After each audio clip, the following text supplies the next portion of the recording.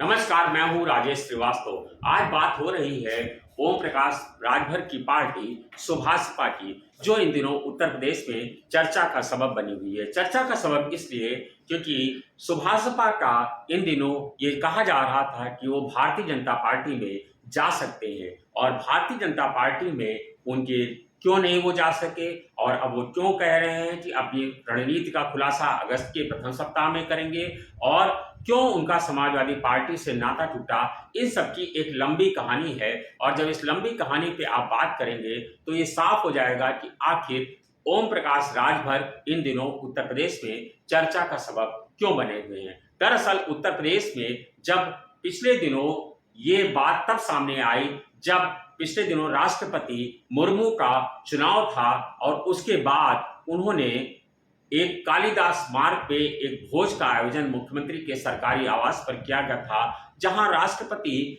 पद के लिए मुर्मू उस समय लोगों से समर्थन मांगने के लिए आई थी। उस समय समाजवादी पार्टी का गठबंधन दल के नेता ओम प्रकाश सुभाषपा के ओम प्रकाश राजभर उस भोज में शामिल हुए थे। तभी से बात सामने आने लग गई थी कि अब अखिलेश यादव का सुभाषपा के साथ गठबंधन बहुत लंबा नहीं चलेगा, और सुभाषपा ने उसके पहले भी तमाम सारे मौकों पर अपने नेता को पीछे तल्ख हमले करने से दूरी नहीं बनाई थी, और वो लगातार अखिलेश यादव पर तल्ख हमले कर रहे थे। पहले उन्होंने विधानसभा चुनाव के दौरान, जब विधानसभा चुनाव में समाजवादी पार्टी के गठबंधन को अपेक्षित सफलता नहीं मिली, तब उन्होंने ये कहकर हमला बोला कि अखिलेश यादव चुनाव में नहीं निकलते हैं और वो एसी कमरे में बैठ करके राजनीति करते हैं। उसके बाद विवाद हुआ, लेकिन ये मामला शांत हो गया। उसके बाद जब विधान परिषद के चुनाव आए और माना जा रहा था कि समाजवादी पार्टी अपने गठबंधन के सहयोगियों के साथ कोई ऐलान करेगी और गठबंधन को कुछ सीटें देगी, ओम प्रकाश राजभर इंतजार कर रहे थे कि शायद उनको भी विधान परिषद के चुनाव में एक दो सीट हाथ लग जाए। लेकिन जब समाजवादी पार्टी ने विधान परिषद के चुनाव में ओम प्रकाश राजभर को कोई सीट नहीं दी, उस समय ओम प्रकाश राजभर और नाराज हो गए। और इसका सबसे ज्यादा असर तब पड़ा जब राष्ट्रपति पद के लिए यशवंत सिन्हा का चुनाव प्रचार चल रहा था, और यशवंत सिन्हा अपने प्रचार के लिए समाजवादी पार्टी के मुख्यालय में आए, और उस प्रेस कॉन्फ्रेंस में पहले तो अखिलेश यादव ने उनको बुलाया था, यानी अखिलेश यादव की तरफ से पार्टी के एक नेता ने फोन करके ओम प्रकाश राजभर से कहा था कि आपको आना है, लेकिन बाद में कह दिया गया कि यशवंत सिन्हा का कार्यक्रम निरस्त हो गया है, और फिर उन्हें बुलाया गया। यशवंत सिन्हा आए, लेकिन उन्हें सूचना नहीं दी गई, और यशवंत सिन्हा के सामने जो प्रेस कॉन्फ्रेंस हुई उसमें भी ओम प्रकाश राजभर को नहीं बुलाया गया। यहीं से ओम प्रकाश राजभर ने इसे प्रतिष्ठा का प्रश्न बना लिया, और उन्होंने समाजवादी पार्टी से औपचारिक दूरी बनानी शुरू कर दी। और उनका कहना था कि वो, जब उनसे पूछा गया कि आप अगर समाजवादी पार्टी के साथ गठबंधन नहीं चलाना चाहते हैं तो आप गठबंधन से अलग क्यों नहीं हो जाते, तो उन्होंने एक बात कही थी। उन्होंने कहा था कि हम नहीं चाहेंगे और अखिलेश यादव को हटाना है तो हमको हटा दें। दरअसल अखिलेश यादव के साथ गठबंधन तोड़ करके राजभर ये संदेश नहीं अपने समाज को देना चाहते थे कि हमने गठबंधन का धर्म का पालन नहीं किया है। वो ये भी नहीं जताना चाहते थे कि हमने चुनाव के लिए गठबंधन किया था। उनका ये मानना है कि उससे उनका संगठन कमजोर हो जाता, इसीलिए उन्होंने चुनाव में इस जो गठबंधन किया था उससे उन्होंने ये नहीं कहा कि हम दूर तोड़ेंगे, और उन्होंने अखिलेश यादव को ये करने के लिए विवश कर दिया। अखिलेश यादव ने एक चिट्ठी लिखी और ओम प्रकाश राजभर को गठबंधन से स्वतंत्र कर दिया। जब इस गठबंधन से चिट्ठी जारी होने के बाद ओम प्रकाश राजभर ने प्रेस कॉन्फ्रेंस किया और कहा कि अब हमारा औपचारिक तलाक हो गया है, अब हम नया दल खोजेंगे। लेकिन ओम प्रकाश राजभर ने एक इशारा किया था कि उनका अगला ठिकाना बहुजन समाज पार्टी हो सकती है, और वो आगे आने वाले समय में हाथी की सवारी करते दिखाई पड़ेंगे।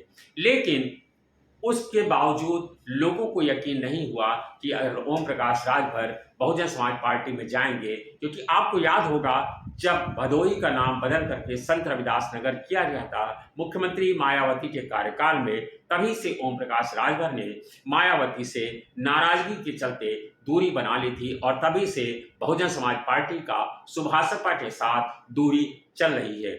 इसी के चलते लोगों को इस समीकरण पर भरोसा नहीं हो रहा था। लेकिन जब राष्ट्रपति मुर्मू के भोज के लिए, समर्थन भोज के लिए मुख्यमंत्री के 5 कालिदास मार्ग आवास पर ओम प्रकाश राजभर पहुंचे, तब लोगों को यकीन हो गया था कि ओम प्रकाश राजभर अब भारतीय जनता पार्टी में शामिल हो जाएंगे, क्योंकि नेता जो कहता है वो करता नहीं है। भले ही वो बात बसपा में कर रहे थे, लेकिन सबको भरोसा था कि भारतीय जनता पार्टी में जाएंगे। और सूत्रों की माने तो ओम प्रकाश राजभर के साथ अमित शाह के साथ 2 बार बैठकें भी हुई थी और उन्होंने खुद इस बात का ऐलान भी किया था कि अमित शाह ने फोन करके मुझसे कहा है कि आप राष्ट्रपति पद के लिए मुर्मू का समर्थन करिए, और उन्हें भोज में आमंत्रित भी किया था। इस उन्हीं के कहने पर वो मुख्यमंत्री योगी आदित्यनाथ के भोज में गए थे। हालांकि उन्होंने ये भी कहा कि मुख्यमंत्री ने भी उन्हें भोज में बुलाया था। अमित शाह के साथ जब उनकी बैठकें हुई तो कहा जा रहा है कि ओम प्रकाश राजभर को भारतीय जनता पार्टी में शामिल होने के लिए बिल्कुल मन बना लिया गया था और ये तय कर लिया गया था कि आगे आने वाले समय में ओम प्रकाश राजभर को भारतीय जनता पार्टी में शामिल कराया जाएगा। क्योंकि 2024 का जो चुनाव है उसमें पूर्वांचल का जो क्षेत्र आता है, पूर्वांचल की बेल्ट में ओम प्रकाश राजभर का एक अच्छा खासा गणित है। इसी के चलते कहा जा रहा था कि ओम प्रकाश राजभर अब भारतीय जनता पार्टी के साथ रहेंगे, जिससे 2024 के चुनाव में भारतीय जनता पार्टी को उसका लाभ मिल सके। और ये सब कुछ बिल्कुल सही चल रहा था, बस एक सही समय की तलाश थी कि कोई एक सही समय आएगा जब इस बात का औपचारिक ऐलान कर दिया जाएगा। लेकिन तभी एंट्री होती है इस मामले में मुख्यमंत्री योगी आदित्यनाथ की। आपको मालूम होगा योगी आदित्यनाथ का हठ योग का रवैया। योगी आदित्यनाथ जब अपना हठ योग अपनाते हैं तो वो सुनते किसी की नहीं है। पिछली बार का याद होगा आपको, पिछले बार का कार्यकाल जब अरविंद कुमार शर्मा को लेकर के उत्तर प्रदेश में तमाम सियासत हुई थी और कहा जा रहा था कि उनको मंत्रिमंडल में शामिल कराना है, केंद्रीय नेतृत्व का दबाव है, लेकिन उन्होंने उन्हें पूरे कार्यकाल में शामिल नहीं कराया अपने मंत्रिमंडल में और अंत में उन्हें प्रदेश कार्यकारिणी में लेकर के समायोजन किया गया था। उसके बाद तमाम सारी बैठकें हुई, संघ की ओर से कहा गया और तमाम सारे पार्टी के केंद्रीय नेतृत्व के प्रदेश केंद्रीय नेतृत्व के प्रभारी और संगठन के लोग, तमाम सारे लोग आए यहाँ, तमाम सारी बैठकें हुई। 2-2 3-3 दिन मुख्यमंत्री दिल्ली में रहे, उन्हें तलब भी किया गया, लेकिन लास्ट में जो मुख्यमंत्री ने कहा वही किया गया। इस बार जब राजभर को लेने की बात मुख्यमंत्री तक पहुंची तो मुख्यमंत्री ने 2 टूक अपने केंद्रीय नेतृत्व को कह दिया कि वो ओम प्रकाश राजभर को पार्टी में नहीं लेना चाहते हैं, लिहाजा उन्हें पार्टी में ना शामिल कराया जाए। मुख्यमंत्री ये कह करके दिल्ली से अमित शाह के साथ चले आए। उनका कहना था कि वो ओम प्रकाश राजभर को भारतीय जनता पार्टी में नहीं ले सकते हैं, क्योंकि ओम प्रकाश राजभर की पार्टी ने मुख्तार अंसारी का समर्थन किया है।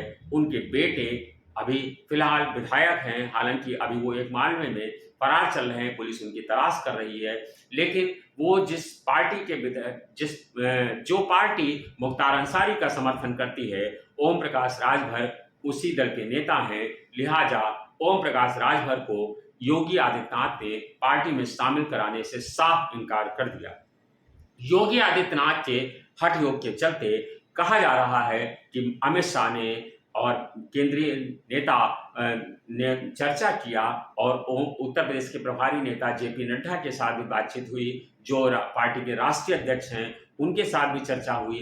तमाम सारी चर्चाओं के बाद अब इस मामले को विराम दे दिया गया है, क्योंकि पार्टी उत्तर प्रदेश में योगी आदित्यनाथ से बैर नहीं लेना चाहती है, क्योंकि 2024 का चुनाव बिल्कुल करीब है और 2024 के चुनाव में उत्तर प्रदेश में योगी आदित्यनाथ से बैर लेकर के अब उत्तर प्रदेश में चुनाव जीतना नामुमकिन है, क्योंकि फिलहाल भारतीय जनता पार्टी के नेता नरेंद्र मोदी का जादू भले ही देश में सबके सिर चढ़कर बोलता हो, लेकिन उत्तर प्रदेश में तो हर सिर पर योगी का नशा छाया हुआ है।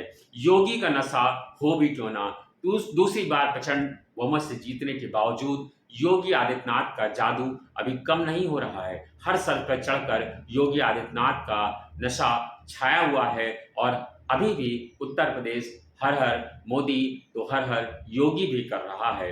और ये बात खुद नरेंद्र मोदी मंच से कई बार कह चुके हैं। उन्होंने कहा है कि उत्तर प्रदेश में योगी है तो सब कुछ संभव है। लिहाजा योगी आदित्यनाथ से कोई भारतीय जनता पार्टी का नेता इस समय पंगा लेने की स्थिति में नहीं है। आपने पिछले दिनों देखा होगा, तमाम सारे लोग उत्तर प्रदेश में अभी पिछले दिनों दिनेश खटीक भी नाराज होकर के गए और जितेंद्र प्रसाद भी नाराज होकर के गए। सभी लोग वहां पर गए, लेकिन ब्रजेश पाठक भी वहां पर केंद्रीय नेतृत्व के पास गए थे अपने मामलों को लेकर के। भले ही ब्रजेश पाठक की शिकायत को दूर कर दिया गया और जिस आईएएस पे वो नाराज थे अमित मोहन प्रसाद से, उन पर कार्रवाई कर दी गई पीएमओ से, लेकिन मुख्यमंत्री योगी आदित्यनाथ को कहने का साहस किसी के अंदर नहीं रहा। लिहाजा अब ओम प्रकाश राजभर का भारतीय जनता पार्टी में जाने पर पलीता लग गया है और उनके सपनों को एक बार फिर से मुख्यमंत्री योगी आदित्यनाथ ने चकनाचूर कर दिया है। इसीलिए कल ओम प्रकाश राजभर ने ये कहा है कि अब वो अपने संगठन को मजबूत करने पर ध्यान लगा रहे हैं और अगस्त के प्रथम सप्ताह में पार्टी के नेताओं के साथ बैठक करके अगली रणनीति का खुलासा करेंगे। दरअसल भारतीय जनता पार्टी के साथ जब समीकरण बिगड़ गए, उसके बाद अब ओम प्रकाश राजभर बहुत ठोक पीट करके अगली गठबंधन की साथी का चयन करना चाहते हैं, क्योंकि 2024 का चुनाव करीब है। बहुजन समाजवादी पार्टी के अलावा अब उनके पास कोई चारा भी नहीं है।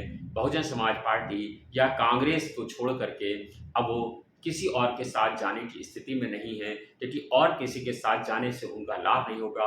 कांग्रेस में संगठन बेहद कमजोर है, इसी के लिए बहुजन समाज पार्टी के साथ जा करके वह दलित और मुस्लिम वोटों का साथ पाना चाहते हैं, ताकि 2024 के चुनाव में उनके लोकसभा में कुछ सांसद जीत जाए। फिलहाल देखना ये होगा कि ओम प्रकाश राजभर का अगला ठिकाना क्या होता है। धन्यवाद, शुक्रिया।